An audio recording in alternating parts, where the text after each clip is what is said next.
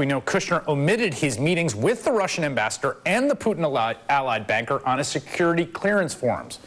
He joins Attorney General Jeff Sessions and fired National Security Advisor Michael Flynn on the list of close presidential associates who, before taking office, had repeated contacts with Russian officials that they later lied about, concealed, or somehow forgot to mention altogether.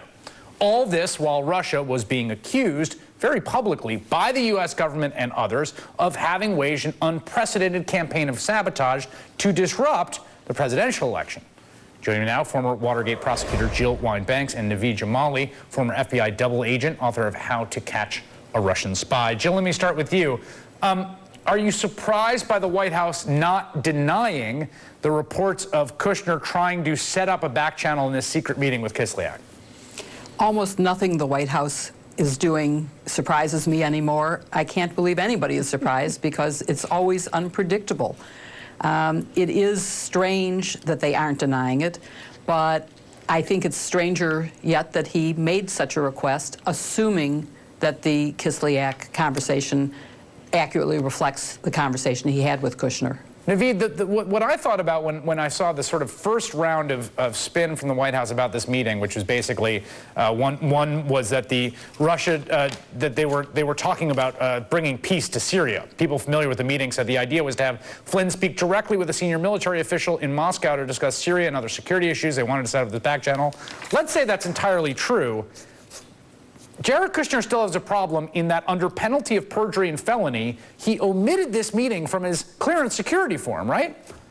That's exactly right, Chris. I mean, the point here, and I'm sure Jill can expand upon this, but the idea is, as a private citizen, can someone meet with the Russian or representatives of the Russian government? The answer is most likely yes. That may not even necessarily be a crime. What separates that action from the one that General Flynn and Jared Kushner took was the omission. Let's just call it omission of those meetings on their SF-86. Now, the SF-86 is a background form for which a security officer is going to determine your eligibility to get a top secret clearance, and it's very much like applying for a loan. They look for risk.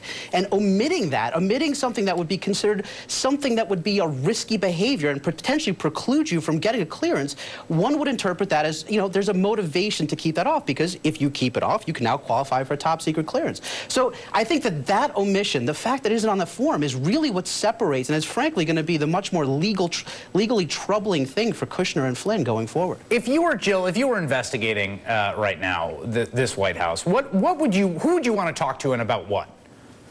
Well, first of all, I want to know what the actual conversation was that happened. I'd also like to know what the planned conversation was going to be about. I'd like to know, why did they need a back channel? Why did they want to evade American intelligence operations and the setup that America has to communicate with Russia? There must be a reason that they're hiding these conversations. The other thing is, an incoming president does not have the right to conduct foreign policy. So having conversations before inauguration means that we have a competing foreign policy, and that is not a good thing. So I think there are a lot of issues here that need to be explored. Obviously, you need to talk to Kushner. It'd be lovely if we could talk to Kislyak as well, and to Flynn, and to find out what exactly they were planning to talk about and why they needed this back channel. And also, I think it is absolutely true. Why would they conceal this? Why didn't they disclose it? If I had, in applying for the Pentagon job that I had, not disclosed all my conversations, I would not have gotten my job, and I would have lost my security clearance. That's a serious issue. That it is the concealment again, and at Yes. this point, we got to say the concealment that is almost confirmed and acknowledged. I mean, that's what I want to just sort of draw people's attention to here, that the response to the Kushner story was not, no, of course, that's preposterous. It was, no, it was to bring peace to Syria. But whether it was for, you know, to end world hunger, whatever the purpose, the fact is that's not a meeting you forget about, right? I mean, so, yeah. And Naveed, I want to get your opinion on this other story that crossed today that I don't quite know what to do with, but it relates in some ways to some of the insinuations of that dossier, which of course is not confirmed, has been heartily denied by many of the parties involved, including the President Michael Cohen. But here's a piece that says, Russians discussed potentially derogatory information about Trump and associates during the campaign, the idea being that through monitored communications, Russians said they had derogatory information. What do you make of that? And there's so many rumors about this floating around, and we have to be very careful that some of this may in fact be coming from, I believe, maybe even coming from the Russians. But I know that Cohen was mentioned in the Steele dossier, and look, I go back to that stance about that I think probably the White House is falling back on, which is this idea that as a private citizen, these acts may not be illegal. But it does hint to this larger thing. Was there an attempt by the Trump associates or people in the Trump sort of inner wing to have a dialogue with the Russians? And I can tell you, Chris, that if we take this from the Russian standpoint, if Jared Kushner called, and I'm a Russian intelligence officer, calls me up and says, the son-in-law of the future president of the United States wants to have a meeting with you, of course I'm going to consider this from a Russian intelligence perspective, how I can take advantage of it. And just from that alone, just to put yourself in a room like that is just wildly, I want to say at a minimum, naive. But my goodness, it seems like these people were reaching out, and I have to believe the Russians were going to absolutely take advantage of that.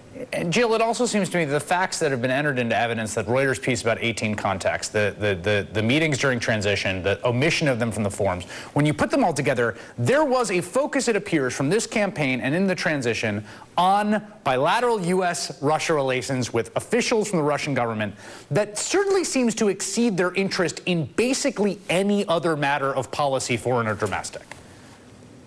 Indeed. And again, it just throws suspicion on the whole situation. The real question at the bottom line is, what did the president know and when did he know it? It's the same question we had during Watergate. And I don't know that he knew that Jared Kushner was doing this, but after all, it was his son-in-law.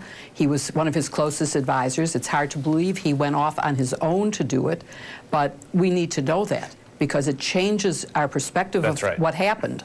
That point is a really important one, and Sean Spicer refused to answer precisely that question today. Jill Banks and Naveed Jamali, thank you both.